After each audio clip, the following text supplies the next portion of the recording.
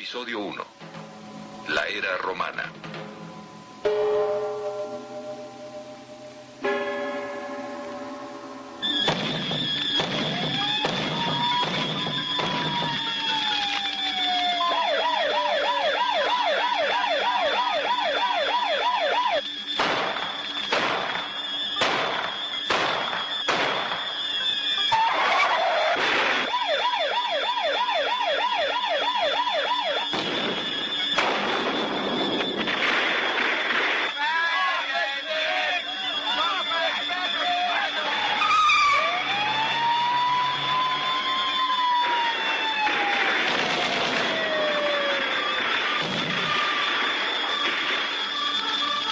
Hay una corriente en la historia y en la cultura.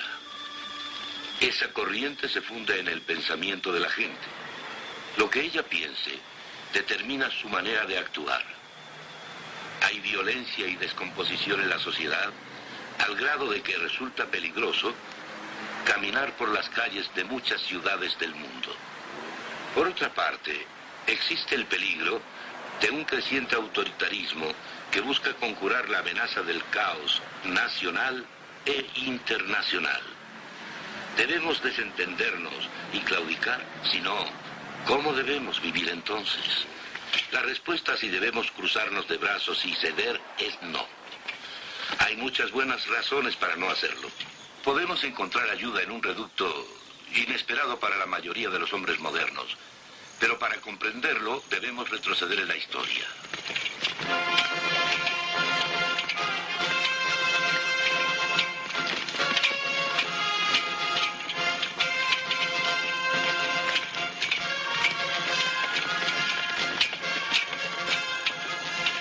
Empezaré con la época de los romanos, porque la civilización de Roma es el ancestro directo del mundo europeo moderno. Desde el tiempo de las primeras conquistas bajo la República hasta la actualidad, el derecho romano y las ideas políticas de Roma han influido en la escena europea, en toda la civilización occidental.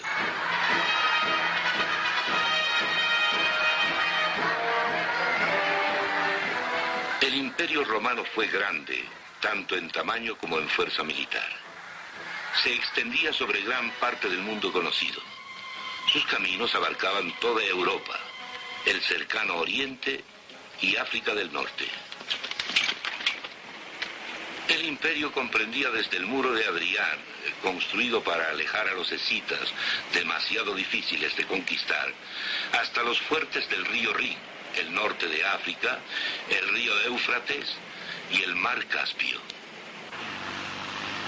En una conquista, las legiones romanas cruzaron los Alpes, llegaron al valle de Rhône y cruzaron las cumbres de Dent du Midi, hasta llegar a lo que ahora conocemos como Vevey, en Suiza.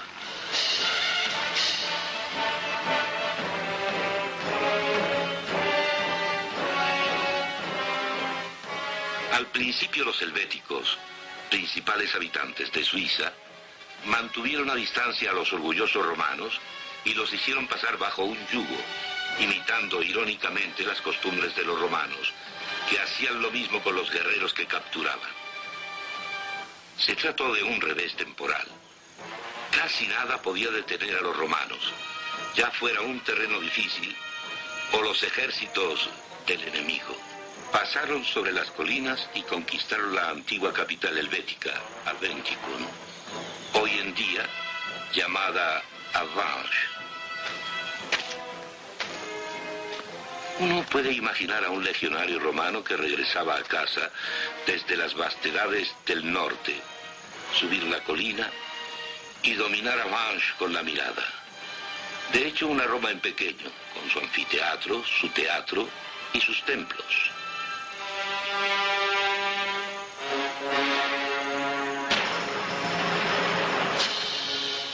Amo a Avanches. Posee algunas de mis ruinas favoritas al norte de los Alpes.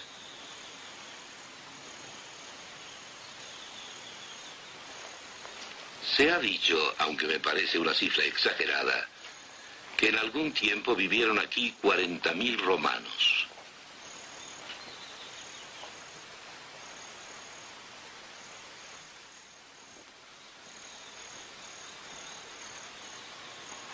La opulencia de Roma se encontraba en Avanch. Aquí se encontró este busto en oro de Marco Aurelio.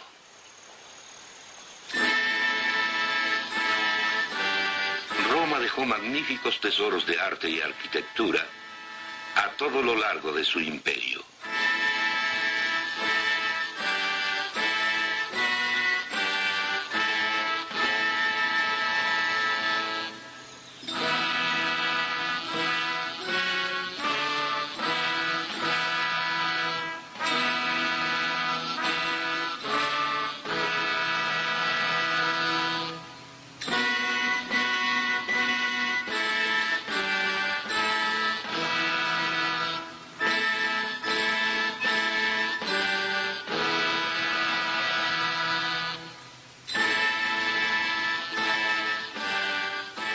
Más de un sentido, Roma fue grande, pero no tuvo respuestas verdaderas a los problemas básicos que enfrenta la humanidad. Cuando una cultura intenta basarse solamente en su fuerza militar, muy pronto se demuestra que eso no es suficiente. Por la sencilla razón de que sin una base sólida de conocimiento de qué está bien y qué está mal, de por qué debemos hacer ciertas cosas en contraposición a otras, no hay poder militar que resulte suficiente. En un principio, Roma trató de fundarse en las decisiones de los ciudadanos prestigiados de la República y más tarde en las decisiones de sus emperadores. El intento fracasó en última instancia porque no era una base suficiente para edificar una sociedad. Nunca tuvieron el tipo de democracia que gozamos donde todo el mundo participa. Aquellos ciudadanos reales del Estado trataron de construir sobre sus propias opiniones. Esto fracasó por completo y volvieron el rostro hacia sus dioses. Esta es la diosa Diana, cuyo templo estaba en Éfeso, hoy perteneciente a Turquía. Los romanos, como anteriormente los griegos, también trataron de construir sobre sus dioses con la esperanza de tener cimientos que soportaran su sociedad. Sus dioses no eran lo bastante grandes, porque eran finitos, es decir, limitados. Eran como hombres y mujeres más grandes, sin diferencia básica entre estos últimos. Eran humanos amplificados, no divinidades. De ello se desprende que los romanos no tenían una base intelectual suficiente, es decir, no poseían la grandeza o la permanencia suficientes para relacionarlas con sus ideas o sus vidas. Por lo tanto, no tenían un sistema de valores lo suficientemente fuerte para soportar las tensiones de la vida individual o política.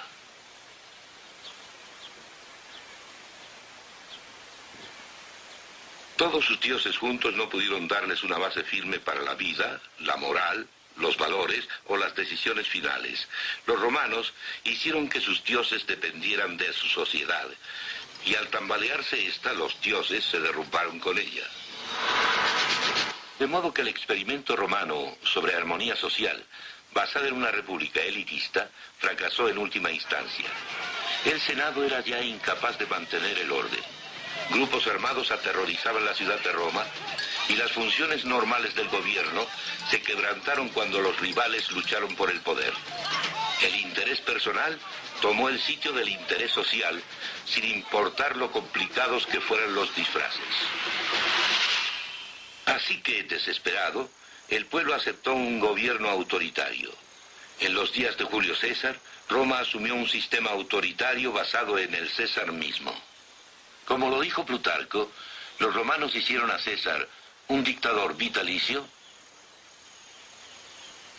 con la esperanza de que un gobierno unipersonal les diera tiempo de respirar después de tantas guerras civiles y calamidades. Se trataba sin duda de una tiranía, por cuanto su poder no era solo absoluto, sino también perpetuo. A la muerte de César, Octavio, más tarde llamado César Augusto, sobrino de César, llegó al poder. El gran poeta romano Virgilio, amigo de Augusto, escribió en la Eneida que este último era un líder señalado por medios divinos y que la misión de Roma era llevar al mundo la paz y la civilización.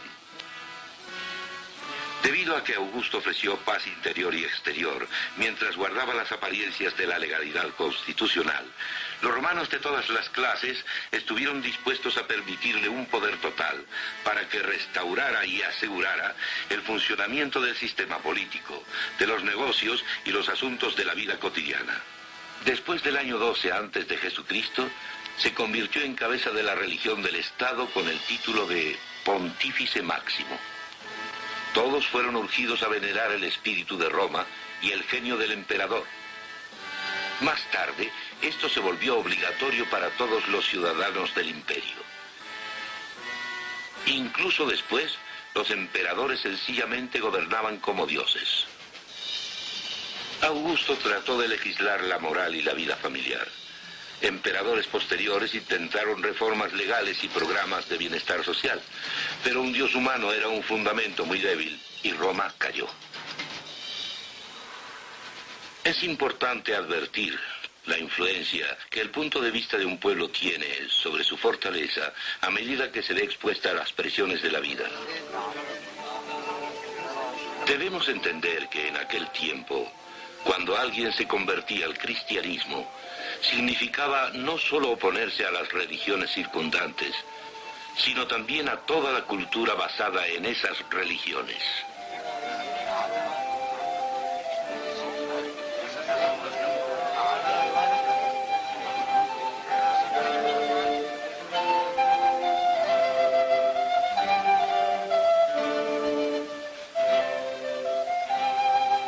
En los días de la antigua Roma, cuando alguien se convertía al cristianismo y era afirmado en la fe mediante el bautismo, había muy poca distancia entre la profesión abierta de la fe y la muerte de los mártires.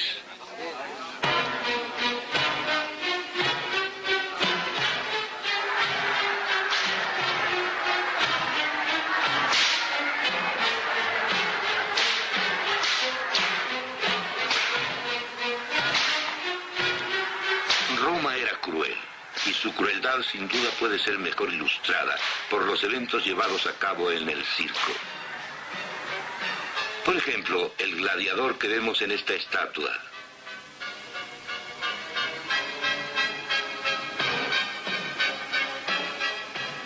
O los cristianos arrojados a las fieras mientras la gente lo observaba. No olvidemos por qué se mataba a los cristianos. No eran enviados a la muerte porque adoraran a Jesucristo. Por esa época se practicaban muchas religiones en el mundo romano. Algunas se llamaban religiones del misterio. Por ejemplo, aquí vemos un rito de iniciación practicado por una de estas religiones en una casa romana de Pompeya. A nadie le importaba quién adoraba a quién, siempre y cuando se mantuviese la unidad del Estado, centrada en la adoración del emperador.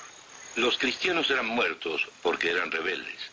Esto fue particularmente cierto cuando perdieron el apoyo de la sinagoga judía y con ello la inmunidad de que gozaban los judíos desde la época de César. Podemos expresar la naturaleza de esta rebelión en dos formas, ambas igualmente ciertas. Podemos decir que adoraban a Jesús como Dios y que adoraban solo al Dios personal infinito. César no podía tolerar esta adoración de un Dios único. Este acto fue considerado como traición. Se convirtió en una amenaza especial para la unidad del Estado basada en el culto al emperador durante el reinado de Diocleciano en el siglo III, cuando los miembros de las clases altas empezaron a convertirse al cristianismo en mayor número.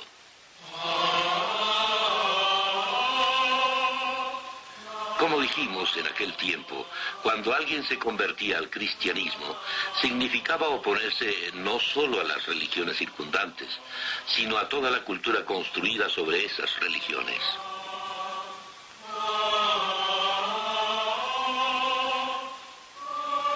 La Iglesia creía que Jesucristo era el Mesías anunciado en el Antiguo Testamento, que había venido y había muerto por el hombre en la cruz.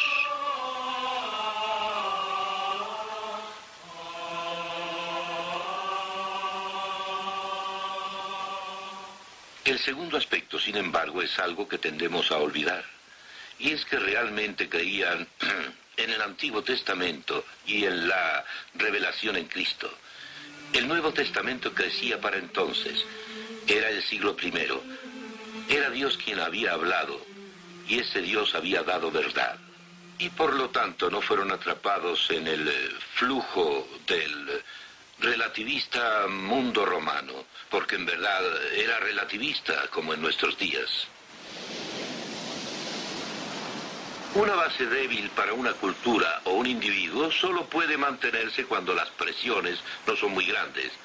Como ilustración, tomemos este puente. Los romanos construyeron muchos pequeños puentes arqueados como este sobre los arroyos de Europa.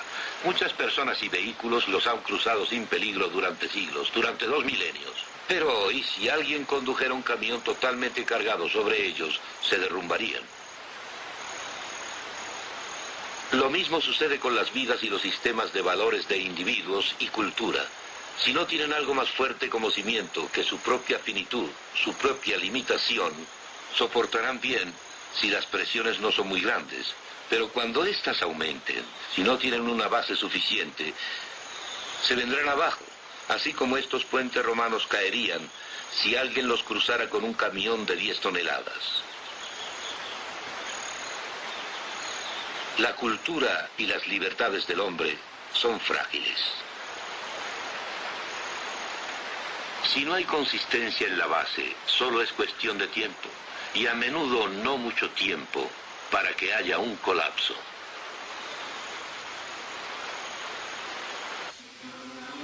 En catacumbas como estas, ubicadas en Roma, los cristianos enterraban a sus muertos y se reunían para el culto. Fueron los cristianos quienes pudieron resistir la mezcla de religiones. El sincretismo y los efectos de las debilidades de la cultura romana hablan de la fuerza de la visión que del mundo tenían los cristianos. Esta fuerza descansaba en un Dios personal infinito y en que había hablado en el Antiguo Testamento. Se había revelado en Cristo y en el incipiente Nuevo Testamento, y en que había hablado un lenguaje que las personas podían entender.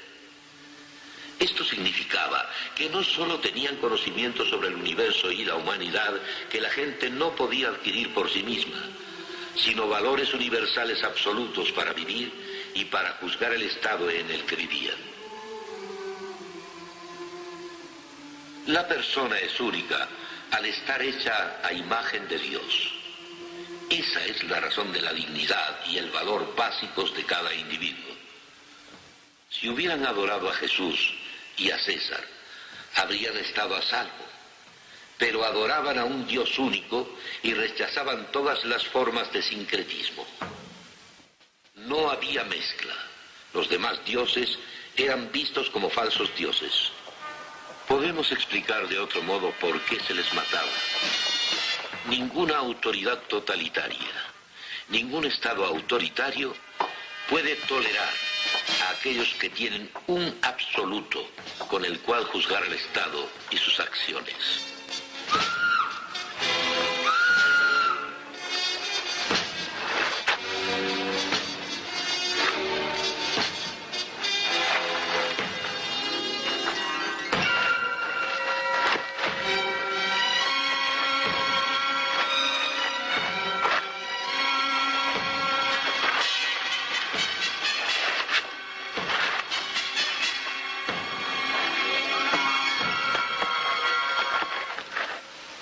Los cristianos tenían una norma universal con la cual juzgar no solo la moral personal, sino la del Estado.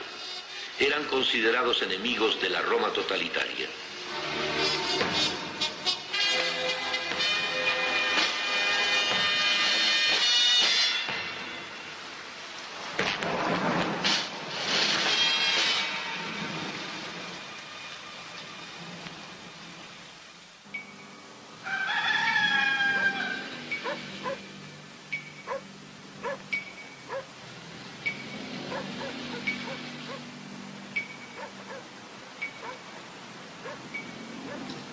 Si bien muchos cristianos fueron martirizados, tenían la respuesta que los romanos no poseían.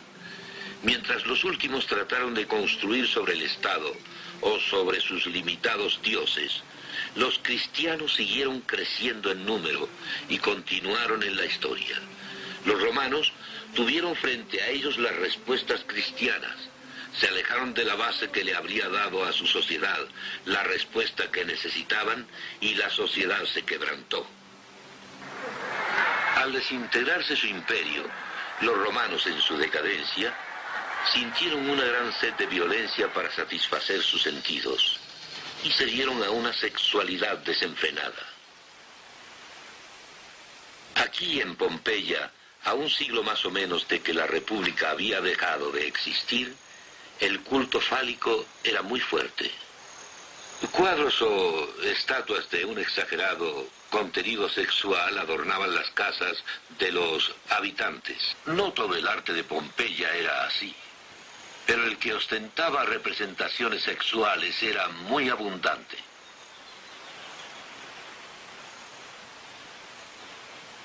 Roma sufrió un colapso no por debilidades externas, sino más bien por las internas.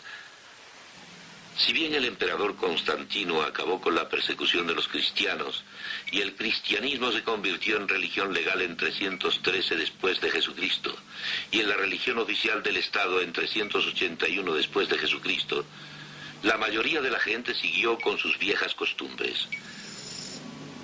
La apatía fue el signo principal del período. La élite abandonó la vida intelectual por una vida social. La apatía también se presentó en las artes en una falta de creatividad. El arte patrocinado oficialmente se volvió decadente. La música se volvió más y más altisonante. Miren estas obras del siglo IV en el Arco de Constantino y en contraste estas hermosas obras de arte del segundo siglo tomadas de monumentos anteriores al período del emperador Trajano. Este retrato del emperador Valtinio es muy inferior a esta semblanza del emperador Nerón, acuñada 300 años antes. Toda la vida estaba marcada por la apatía prevaleciente.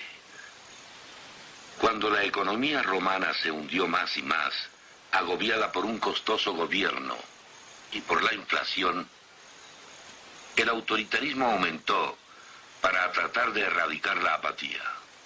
Y como menos personas se inclinaban por el trabajo, el Estado intervino cada vez más y las libertades se perdieron. Por ejemplo, los campesinos en pequeño se vieron atados a sus lugares por ley. Debido a los resultados de la apatía y a la opresión, poca gente pensó que la vieja civilización era digna de ser salvada. Roma no se quebrantó debido a fuerzas externas como los bárbaros, sino por la podredumbre interna. Gradualmente Roma se convirtió en una ruina. La conclusión que obtengo observando la era romana es que no hay nada humano que proporcione una base suficientemente fuerte para la sociedad y para la vida individual de hombres y de mujeres individuales. Los griegos y los romanos trataron magníficamente de construir su sociedad sobre aquellas personas que le habían dado forma, lo que era una sociedad exclusiva y elitista. Estos pueblos trataron de construir sobre eso y fallaron totalmente. Después se basaron en dioses finitos, dioses que no eran el Dios personal infinito, y también fracasaron. Esto arroja una conclusión simple.